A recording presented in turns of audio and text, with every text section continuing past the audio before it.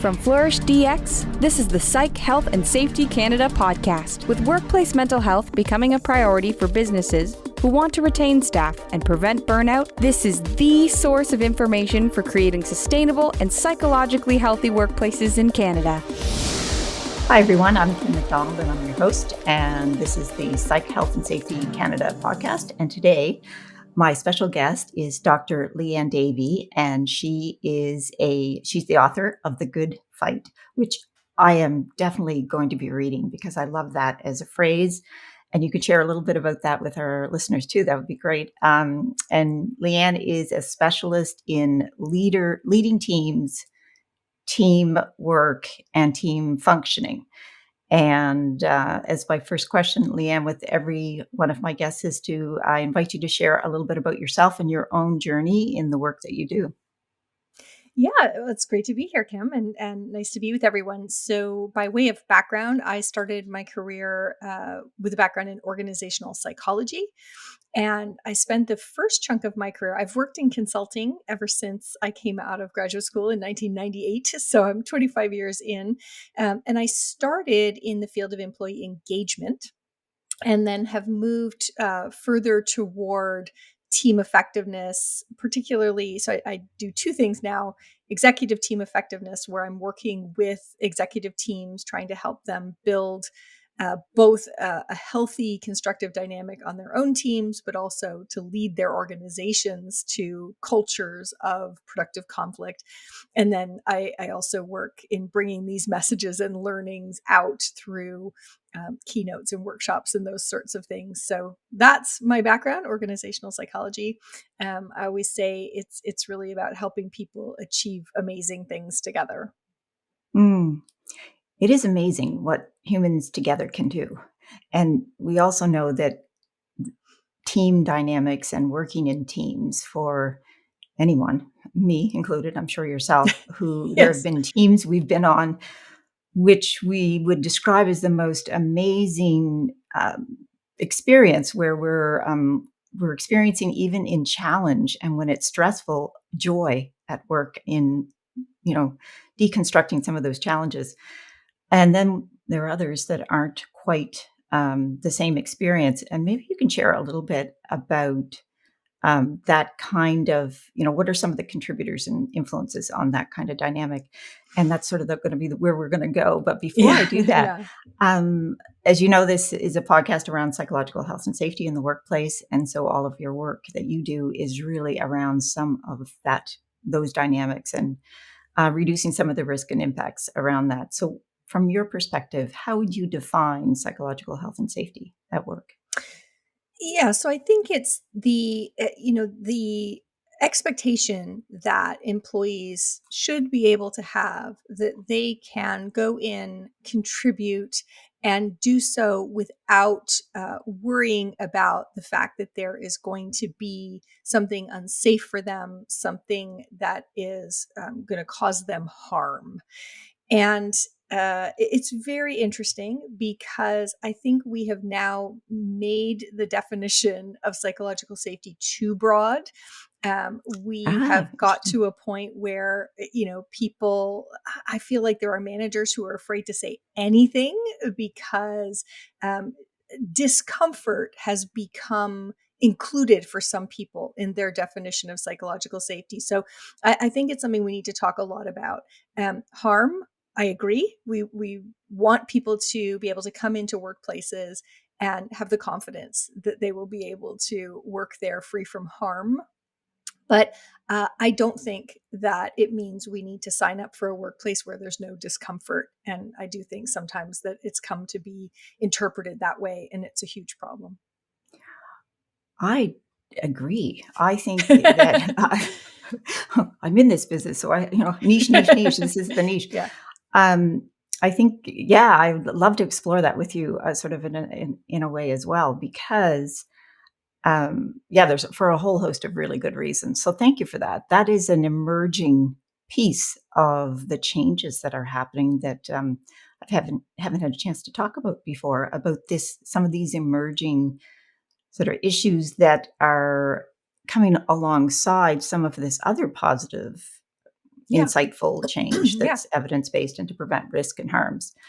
Yeah, And risk the and harm, I think factors. we should be all Yeah. over that, right? Yeah. But the category where I think there's the most gray area, the most challenge is discomfort. I actually also define a third category, which I call upset, which is Okay. a conversation going on within the employee's head.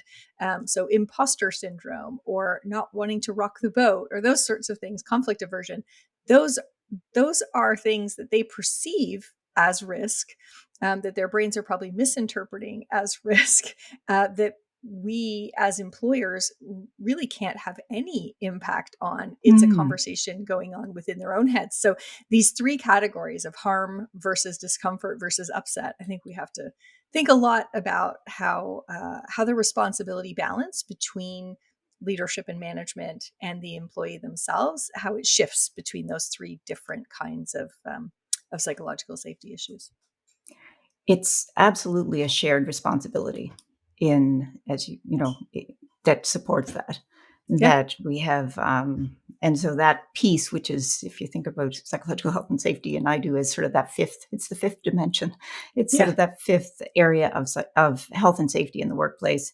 And the learning that we've had in the growth of health and safety, which we know as physical health and safety, Mhm. and that evolution, we're really at the early stages for psychological health and safety. So some of those, maybe it's the curve and the pendulum and the learning, and then settling in and having Yeah. that broader conversation Exactly. of shared And if the responsibility. pendulum swings too far, that's a natural part of progress. But Yeah, for it's sure. that when the pendulum swings too far and we're too afraid to have an uncomfortable conversation about the ways in which we need to back it Mm, up. I think that's one of the challenges in our society right now, right is now. that we swing the pendulum for progress, which is great, and then somehow um, any reflection, anything that says we might have gone too far, is then really, really, really gets a reaction, a very Mm. negative reaction. And I think that's a huge problem when it comes to psychological safety. As you say that, I'm thinking about the manager as the role, and and I know I've said this before. And if you've ever listened to one of these podcasts, of my podcast, you'll have, oh, Kim, stop saying peanut butter and jam. But it's like they are kind of like the middle in the sandwich of They are. as well as they have a very big role and a responsibility. But they're also they have that sort of upward and as well as their team responsibility. So there are Yeah, a in many lot of ways. pressures and stressors Right. on I them. think psychological safety for managers is probably the biggest challenge of all, because they Okay. are, as you say, that peanut butter in the sandwich. I think the peanut butter in the sandwich probably doesn't even get the metaphor. They're shock Yeah. absorbers, right? So Love that. the employees are the wheels on the road, right? They are the forward motion of an organization, and the leaders are probably some kind of engine driving huge amounts of torque through, but the managers Love have to that. absorb all that shock, and it is incredibly, incredibly challenging. So we should be talking Mm, a lot about psychological safety among frontline and middle managers, because they're really feeling the challenges. yeah, and we can have another conversation with that because I think there is more to explore there for sure. Yeah. Can you define for us what psychosocial, like a risk factor or a stressor is in the workplace? Like, are some of the stressors? Yeah, so some of the key stressors. So, there's stressors around what you need to accomplish. So, when you're given a responsibility or a task, there's a lot associated with that. One, do I know clearly what is expected of me? Right. So, a poor delegation is a really big risk factor for psychological safety, because I feel the pressure, and yet I don't know how to deliver, right? So alignment is really critical.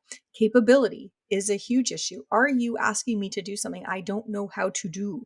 Am I afraid I'm going to get it wrong? Have you set me up for success? Do I have the tools and the time?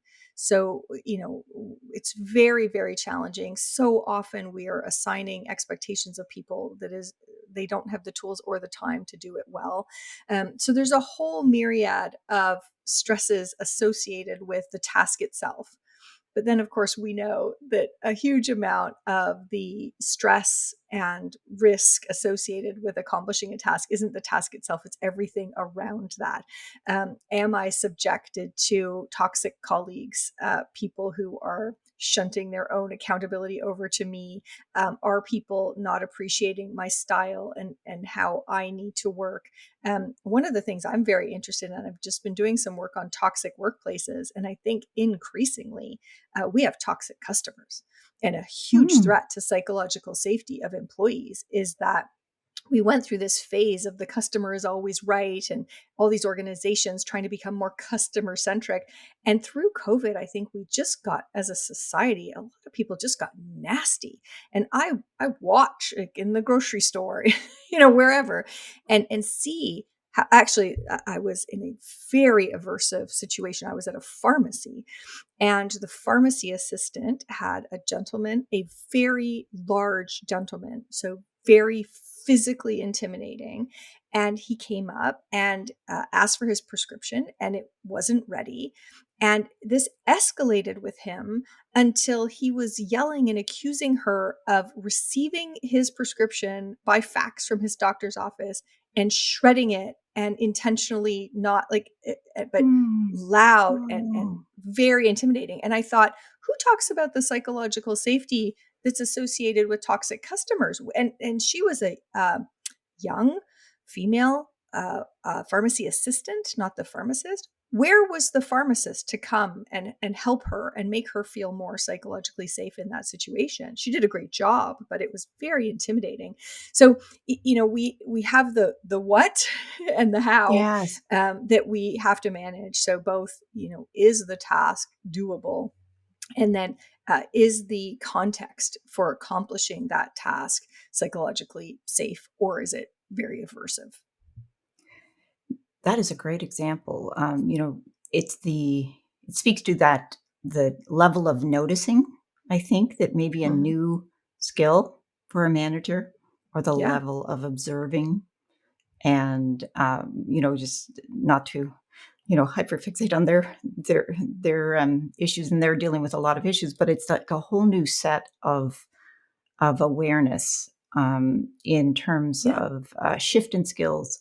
And maybe for your work, you could share a little bit on some of that, kind of the leading teams and leading employees, and what you see. You know, is there a difference and a new need in that? And that was a good example of one where Yeah. maybe one sort of emerges. I guess, and you introduced my book, The Good Fight, when we started. So my specialty, and the skill I'm paying most attention to, is the ability to use conflict for good. And Hmm. I think it's the biggest gap we have. So increasingly, I think we need, so it's quite possible that that pharmacy assistance manager was hearing this whole conversation. Actually, he was right there. So I can't imagine he wasn't hearing it. Um, but my guess is that he didn't have the conflict skills to manage that situation either. So he let her continue to manage it. But in all the teams that I work with, the healthiest, the happiest, the most productive teams are good at conflict. So they know how to get the inevitable, the positive, the constructive tensions on the table, and to work through those with empathy and listening and flexibility. And they're very attuned to the frictions that are the negative, counterproductive, hurtful, demoralizing kinds of conflicts that are more personal, really wear us down. And so that's the number one skill I've been focused on for almost 10 years now, is that the best teams and the best individuals have the right mindset about the importance of productive conflict and the cost of unproductive conflict, and then they have the skills and the processes to work through that routinely. Take me through how you would set that up, or what are the conditions that you're working on building so that when it arises, it Yeah. then can be used as a tool or an opportunity Yeah, the to first for progress. Sorry, Kim. Yeah. Yeah, no. I get too excited when I'm talking about conflict. I love So excitement. This is such a great topic. So the first thing that's really important to me is that we do an exercise, and I've published this exercise in Harvard Business Review. There's 2 chapters about it in The Good Fight. It's an exercise where you proactively articulate the productive tensions that should be a part of your team. So you literally go around roll by roll by roll around the table saying, when we come to the table as a team, what are the unique things you're bringing, your role is bringing? So it could be expertise, it could be experience. You're probably paying attention to things that other people are not. How do we articulate that and know what you're paying attention to differently from what other people are paying attention to? Second question, who are the stakeholders that aren't in the room that you feel beholden to, that you're advocating for, that you're thinking of? And third, therefore, what are the tensions that you need to put on our deliberations? Are you the one asking, is this scalable? Is it legal? Is it compelling? Is it affordable? Each role is putting unique tensions on the deliberations. When you go through that exercise, you help each individual understand what and whom they're fighting for. And when you walk into a room very clear on what you're fighting for and whom you're fighting for, suddenly you are much, much more willing and more able to bring those, diverse, sometimes conflicting perspectives to the table. But as you do this exercise, you become equally aware of the really important things that other people are fighting for. And so you're positioned from the outset to understand there's going to be tension in these conversations. It's going to be uncomfortable. And our job is to bring our own perspectives and then really work together to come up with an optimal solution given all of these different needs. That exercise changes everything. It vastly changes the psychological safety of having conflict, because now I know, and we use a silly metaphor of trying to spread a tarp out over a tent. It's a funny story from taking my family camping, and we use this story to say we're not rowers pulling in the same direction when we're on a team. We are actually each holding a different rope, pulling in very different directions, trying to take this scarce little resource, this piece of plastic, and stretch it far enough to keep everybody who sleeps in the tent dry. And so we use this metaphor so people understand it shouldn't feel like we're pulling in the same direction. If someone throws that line at you, hey, we're all supposed to be pulling in the same direction, you're able to say, we aren't. I'm pulling in this direction and fighting for this and for these people, and you're fighting in a different direction. But ultimately, we all of our stakeholders sleep in the tent. So let's actually make sure that we are spreading this thing as far as we can, getting it kind of lined up to the optimal decision. So when we do that, people feel much more psychologically safe in saying, I'm coming at it from a different perspective. I disagree with that proposal. Here's what I think we need to take into account. So that exercise is the very first thing we do to create psychological safety for the productive conflict, as one example. What I'm hearing is normalizing conflict or Yes, helping exactly. people to accept and normalize it, and normalize both the conflict and the different roles and interests. Yeah. And that It's accepting amazing when of you the do. different roles and interests and working with those versus, having it more of a us them. And Yes. then also the moment of conflict, just saying, well, it's broken. If we are in conflict, things are broken. Or misinterpreting what is productive role-based tension, misinterpreting that as interpersonal friction. Like, you're a How would jerk. you You don't describe like them? me. You aren't listening. Okay. Yeah. So friction to me is very much associated with it's you. So in tension, we're talking about the situation and the options. In friction, we're talking about you don't get it, or you're too detail oriented, or we're making it very personal. In productive tension, it's very dynamic. So we're hearing the next point and we're altering our proposal and shifting things. In friction, it's rigid and we just go over it. I think about productive tension. Both productive tension and friction are uncomfortable. I don't want to ever say that healthy conflict is comfortable. It's not, it's uncomfortable. But I characterize the difference between productive conflict is uncomfortable like yoga. It's a stretch. It's a like, oh, I didn't want to have to think about that way. And oh, thinking about that stakeholder means what I was proposing to do doesn't work anymore. Oh, like it's a stretch. But it's just like when you do yoga, it hurts, but you're like, okay, this is making me better, more agile. Friction is also very uncomfortable, but it's uncomfortable like a blister. And you just go back and forth over the same territory over and over and over and over again. And it's wearing you down and creating this kind of hole. Same on a team. So friction is, instead of being dynamic, it tends to retrench into the same things happening over and over again. It's abrasive, right? So it tends to get louder. There's less listening. There's less flex. So that's how I think about the difference between the two. That is, how can managers, with some of that learning and Yeah. knowing, because I can see how even accepting that and saying, "Oh my gosh, that is a good perspective, vantage point for me to be entering into these pieces of work and conversation." Yeah. Knowing when something is shifting to, it's that idea of prevention Yeah. or Right. to mitigate risk, which is, what is the signal for me when we have shifted out of that place that we've created and Yeah. now we're into something that maybe as the leader I really need to be watching for, and Yeah. how do I know that feeling, So a or few see things I that? would What do I watch see? for. Yeah.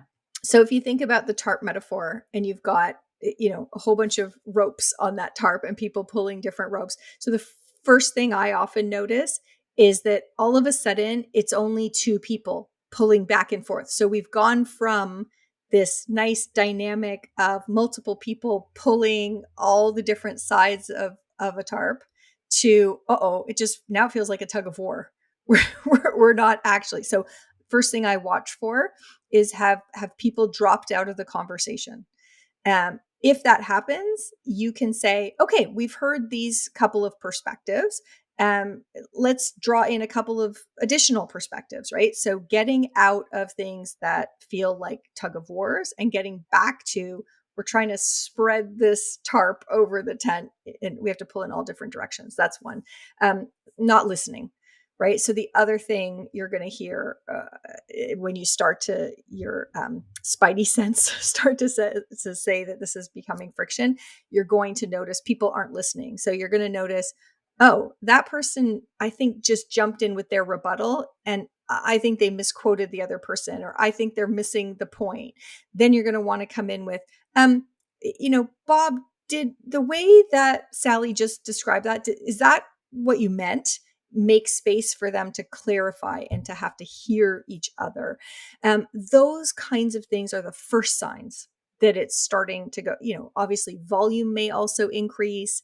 Mm. So you're looking for people who are either engaging more actively and aggressively, leaning in, raising their voice, talking more than their fair share, or people doing the opposite. So are there people now dropping out, lowering their voice, dropping their eye contact? Both of those are signs that friction is coming in, and you're no longer. The other one is that you shift from hearing questions to hearing statements. So questions, okay, well, how would it land if I did this? Or what's your perspective representing those stakeholders? Questions suggest productive conflict. When people start to get into statements, it's a good sign that they're now asserting. I always talk about it as they take their rope on the tarp and they tie it to a tree. They're just like, I'm out. I'm not playing Yeah. this game anymore. I like the dialing, sort of that attentiveness to, is it the dialing up or people shutting Mm-hmm. down? It's almost like those Right, two right, things right. can also Yeah, be a part either of of it. them can Yeah, be very could be negative, a right? signal. It's Yeah. lost the conversational feel. It's lost a sense that we're collaboratively problem solving to find the best outcome. And either, people are leaning in and asserting, or stepping back and just being passive. Both of those are a problem. Well, interpersonal relationships in the workplace it's all the work. It's like, no, it's a Interpersonal good relationships everywhere are all the everywhere. It's all the work, isn't it, It's all Liane? the It's work. all the work.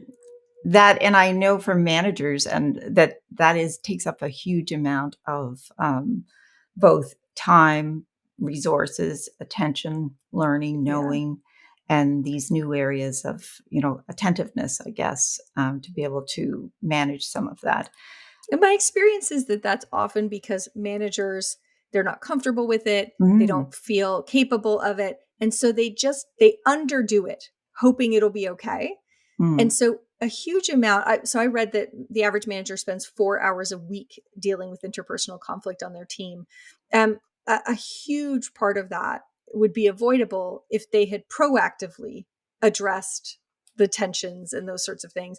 But I find so many managers, they're very busy, they're very issue focused, task focused, and they underdo the upfront, which means that they will pay at a premium when it all comes back at them. So I think, if you're finding that you're spending several hours a week on these kinds of interpersonal issues, look in the mirror.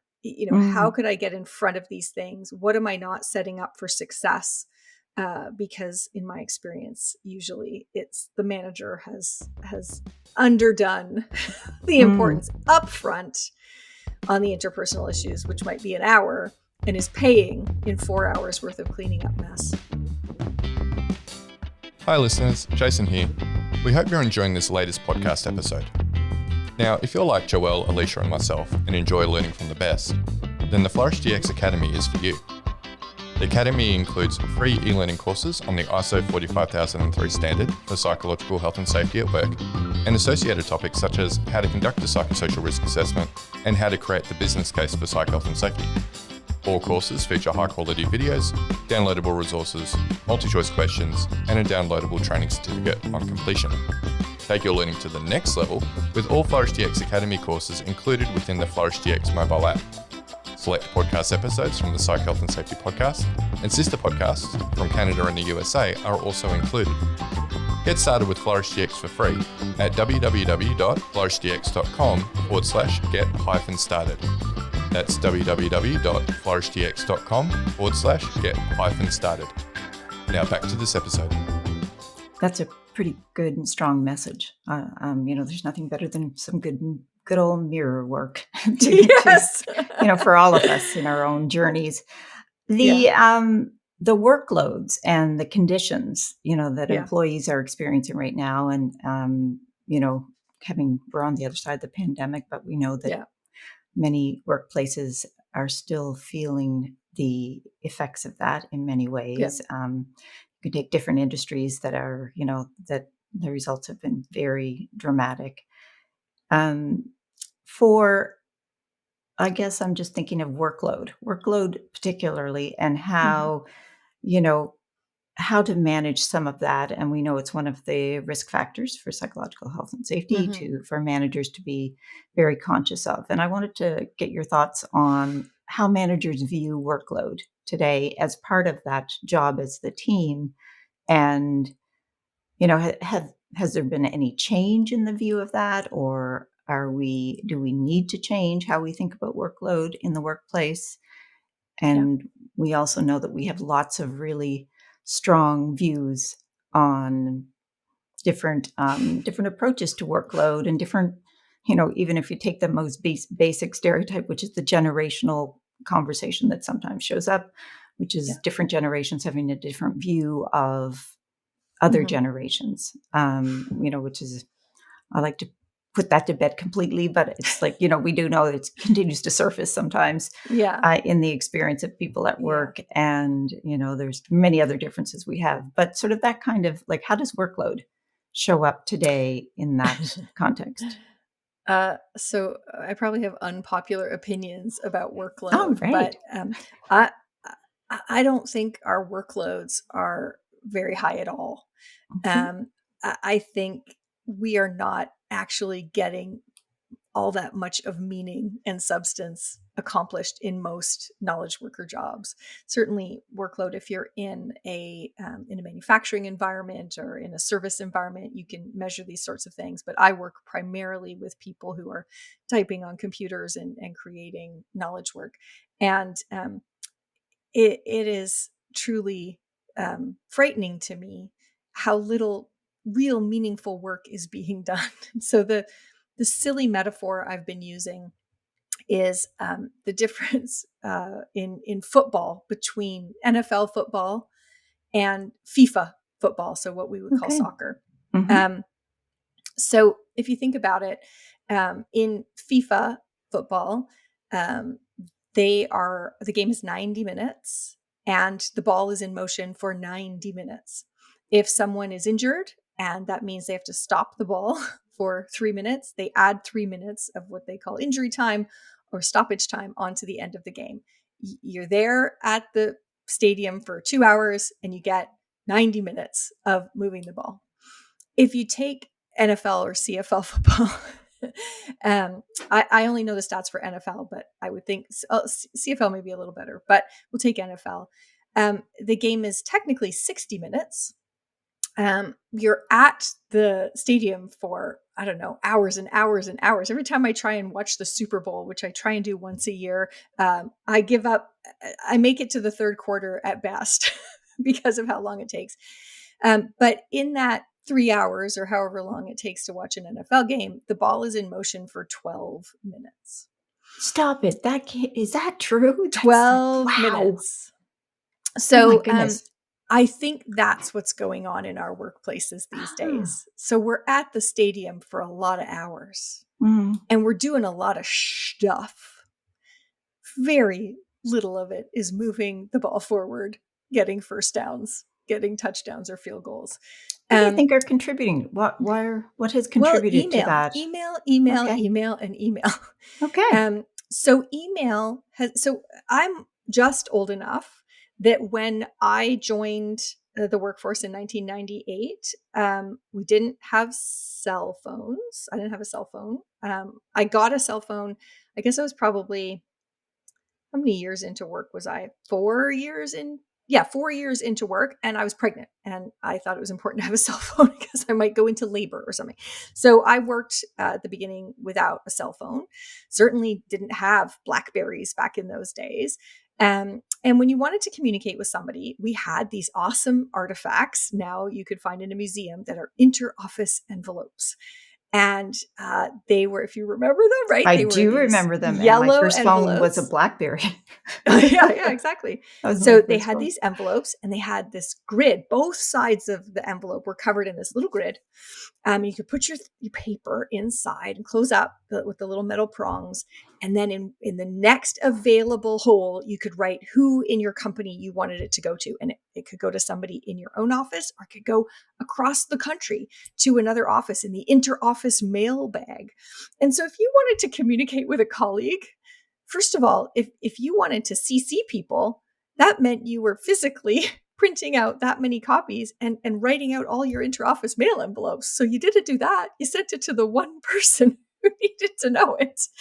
And so the proliferation first of the ability to carbon copy people, Mhm. and then second, the ability of that to extend beyond the workday has just created these expectations that not only do we have to do our work, but that somehow we touch so much of everyone else's work.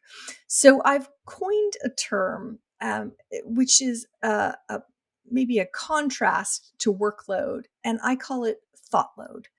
And I contend that it's not our workload that's too high, because I in fact think we need to be getting a lot more done, a lot more outcomes, a lot more meaningful. But our thought load is out of control. That thought load is distressing us, again, affecting our psychological safety, creating profound levels of anxiety and distress and arousal. And it can do it 24 hours a day, 7 days a week, because it can reach us anywhere. And so I'm much less interested in things to worry about reducing workload and much more interested in reducing our thought load. So I've been working on a variety of things. Certainly one of the best ones is, companies that have adopted an agile methodology. And agile is really all about the liberating power of focus, and alignment and clarity. And if you do agile in software development, you do 2-week sprints. This is all we're doing for 2 weeks. Ignore everything else. Focus. This team of people is 100% dedicated. Go. And what we find is that if we have 10, say you have a quarter where there are 10 projects that need to get done, and all you do is say, okay, this quarter we need to get the 10 things done, and people try and start in on 10 things. We're incredibly poor at moving through the workload because our thought load is so high. But if instead we took the 10 things and said, these 2 weeks are on this and this and this, we probably would get through 12, because the productivity unlocked by reduced thought load, greater focus, moving through more workload is so empowering. So I think we're paying attention to the complete wrong thing. The data I have post-COVID are that the average knowledge worker spends 22 hours a week in meetings and 11 hours a week doing email. That's 33 hours. Many workplaces only have 37 and a half hours a week. Yes. So that's 4.5 hours a week where you can actually process what you learned in the meetings, take the information from the emails, and actually create outputs that are the And work. apply it. Apply it to. So we have got to a point where it is just absolutely, it's the thought load that's inhumane and that I think we should be addressing. But all of that at the same time, as I would say, we're only moving the ball for 12 minutes. And our companies can't afford for us to only be moving the ball for 12 minutes. So that's how I'm thinking about it. It robs people of joy, of being It able does, to do and meaning my and best, accomplishment. like the things I love to do, so if you even, regardless of the role, like, if you're well matched to the job and it does, enable your strengths, to use your strengths, we can find joy in that, wherever that is. And so you're also, the risk, and also you're not going to get to that, unlocking and of joy and, that feeling Meaning. that humans love to have, which is, we got that done. We did that. I did that. I contributed. I solved it, or whatever I did it to the best that I could, just because of that kind of I the think one constraints. practical thing I would just urge managers is stop rewarding responsiveness. Because we're rewarding the person who is working away on their task and then sees our email and responds right away. We're rewarding the inefficient person. We're rewarding the wrong behavior. What we want to do is have communication blackouts. Here's a 2-hour period in the morning and a 2-hour period in the afternoon where we want all of your notifications off. We want you actually to be able to get into flow. We know an interruption to flow interrupts you for about 20 minutes. Productivity. Hit. Complete hit to productivity and back to your ability to be accountable, deliver outcomes. So as a manager, really another look in the mirror moment. Are you rewarding responsiveness and as a result, not getting outcomes? How do we get refocused on, what are the outcomes? And then, what's our zone of communication in the morning? What's a zone in midday? What's a zone at the end of the day? So that we then have an hour where my expectation is I'm not moving the ball for me. I'm running your play for you in this hour. All good. I'm happy with that because I had 2-hour chunks in my day where I got to focus on the things that I'm accountable for delivering. So managers, be really attuned to what you're rewarding, and are you rewarding distraction? Are you rewarding, thought load, as opposed to rewarding, efficiency, effectiveness, outcomes? Quality. We really need a shift there. Quality for sure. That's the rewarding A while hoping for B, or no, rewarding Exactly. B from which one Yeah. is it? I always Stephen Both. Curry. It's I always both. flip that It's, around. It's like, but but I it's love that. both, right? That was my big Yeah. organizational behavioral like aha in Yeah. university was We do it what? all the time. Who wrote this? Thank you. Yeah. Absolutely. How often that happens unintentionally by having those more awareness of those behaviors and what they're actually propelling and rewarding, even the But way we've made it you're doing it. psychologically unsafe to ignore someone's email for 2 hours instead of saying that should be the safest thing of all to say, Yes. I'm blacking out for 2 hours so that I can really focus on what I need to get done. And certainly one of the things I say is, use communication devices for different reasons. So, I try in my life to have text be really for important things that are allowed to take away my attention, and email as something I go to as the repository to pull from when it works for me. So I want my coworkers sending me things by email almost all the time so I can choose. Even text, I will put my text on do not disturb. If you need me, phone me. That will interrupt me. If it's something that I need to be interrupted for, great. But the problem is, if I have notifications for email on, I'm going to get all sorts of things that are going to distract me that maybe I just respond to in the moment, and then I'm done. So another thing you can do is actually set up communication on your team to support, safety in what and how we interact. I think makes a ton of sense. What do you think, thinking about what you said, we have created these expectations. So for managers, the belief that someone might have about someone who isn't responsive and the belief that someone might have for someone who does that response at, 1:45 in the morning, and Yeah. the other person who has decided that, no, when I go home, it's I'm on my Yeah. on deck with my family, whatever my personal Yeah. commitments are.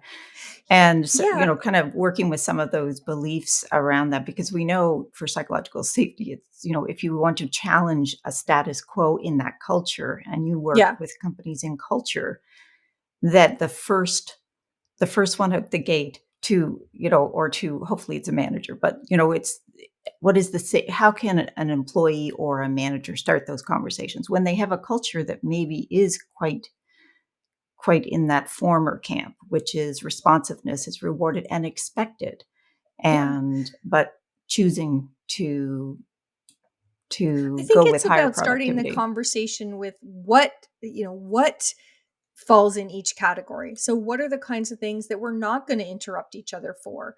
Um, what are the things where we would interrupt each other if it is during work hours? And then, what's the small number of things where we're going to say it's okay that we interrupt each other off work hours? So, again, on weekends, whatever, I say to people, if you need me, phone me. And I'll say things like, if you're going to spend 2 hours frustrated and wrestling with this, just phone me. Like I'd rather spend 5 minutes with you on a weekend to save you from 2 hours of effort. So, Mhm. how do we contract with each other? This is the kind of thing that is going only into email, and is not something that should disrupt somebody's flow.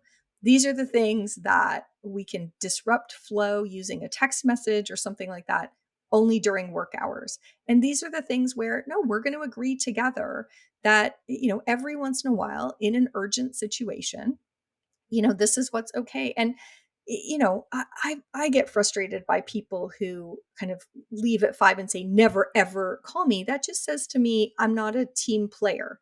I want to respect that I'm interrupting your dinner or I'm doing something else. But if there's no flex whatsoever, then you just learn that, okay, that's not somebody that we can count on. We can count on them during work hours. Okay. But that's going to have a consequence Mhm. on, what roles you're eligible for, what kind of consequences you get. That's just normal.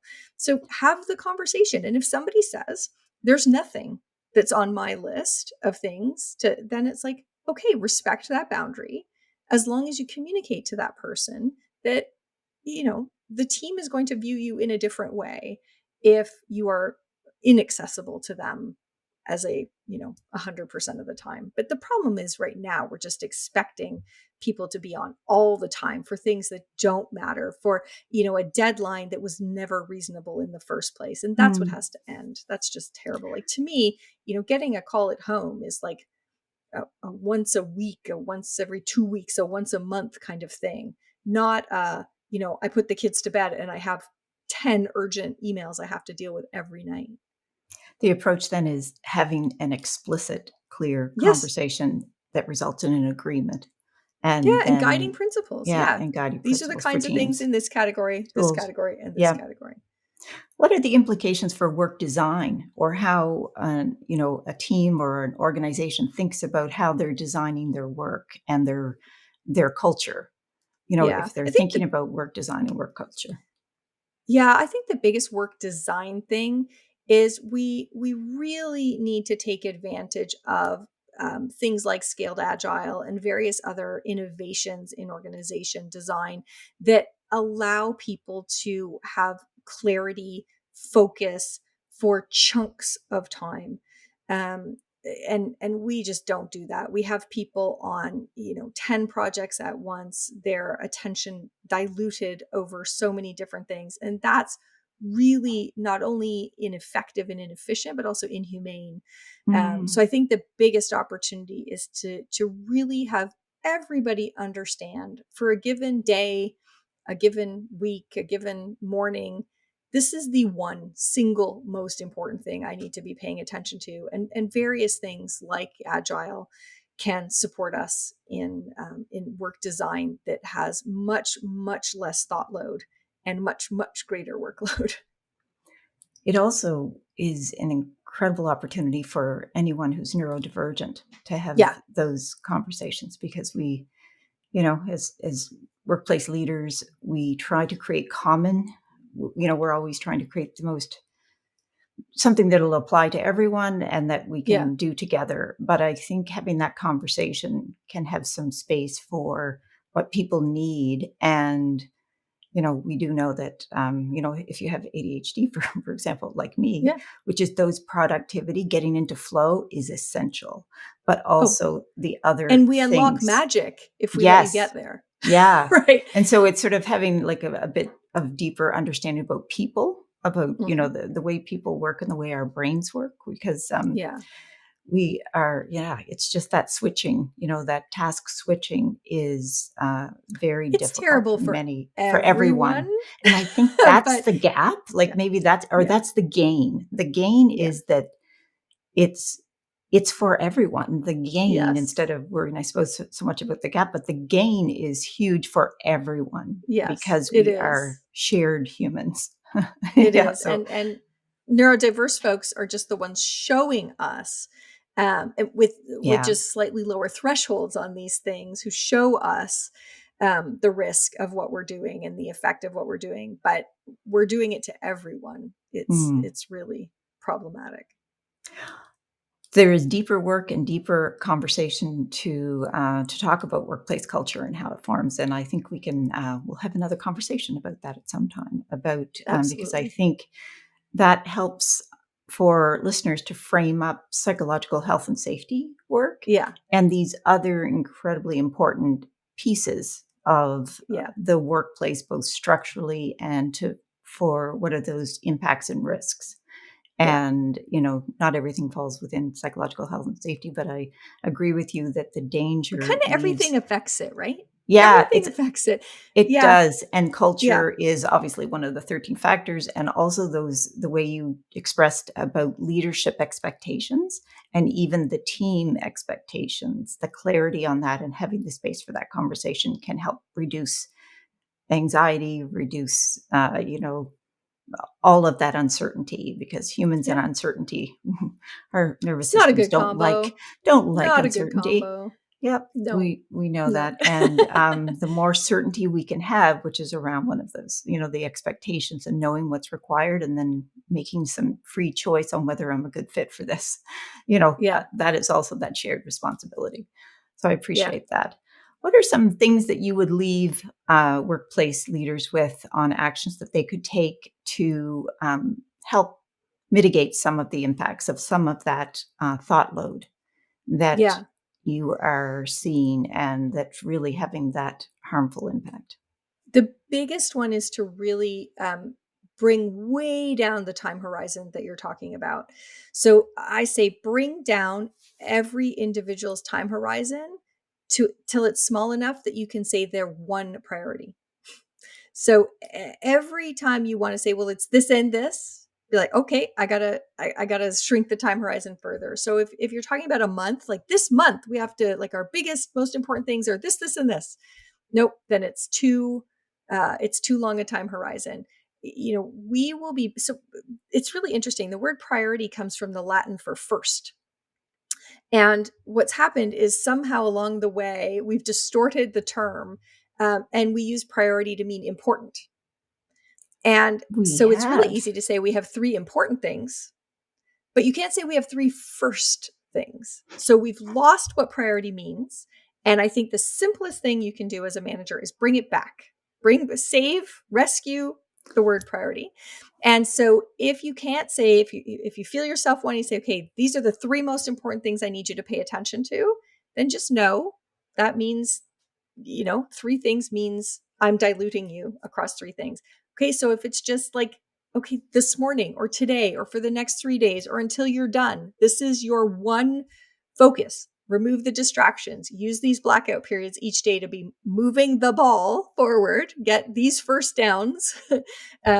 So that's the most important thing you can do. Reclaim priority as first, not important.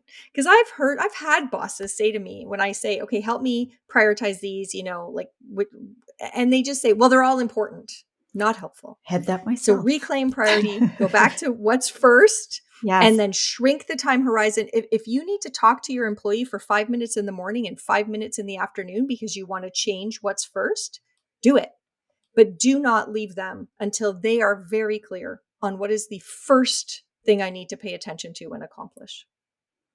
That actually reduced my anxiety about work overall, Liane. So I am like, first.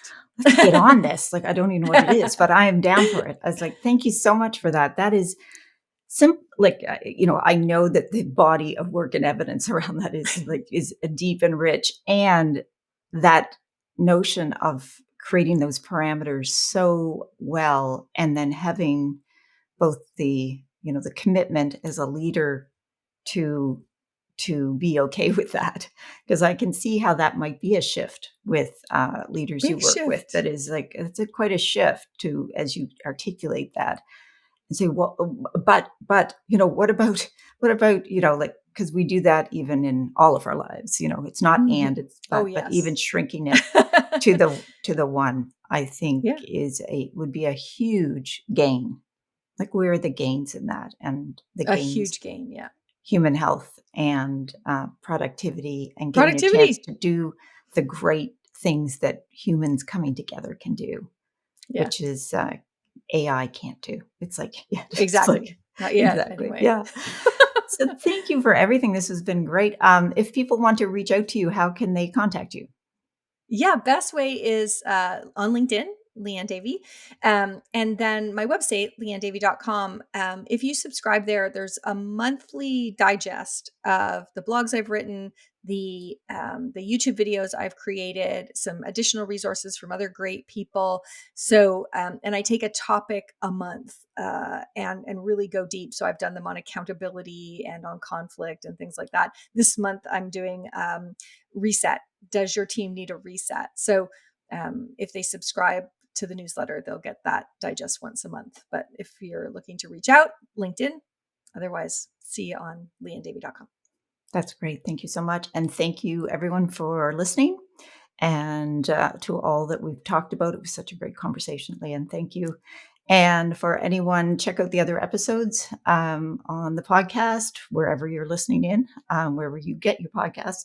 And you can also go to the Flourish DX YouTube channel, as well as thanks a lot for Flourish DX as our sponsor and partner in this, to help raise awareness, change how people think about psychological health and safety at work. So thanks a lot. And until next time. You've been listening to the Psych Health and Safety Canada podcast. To stay up to date with the best content on workplace mental health in North America, subscribe wherever you listen to podcasts and join the Flourish DX community at www.flourishdx.com.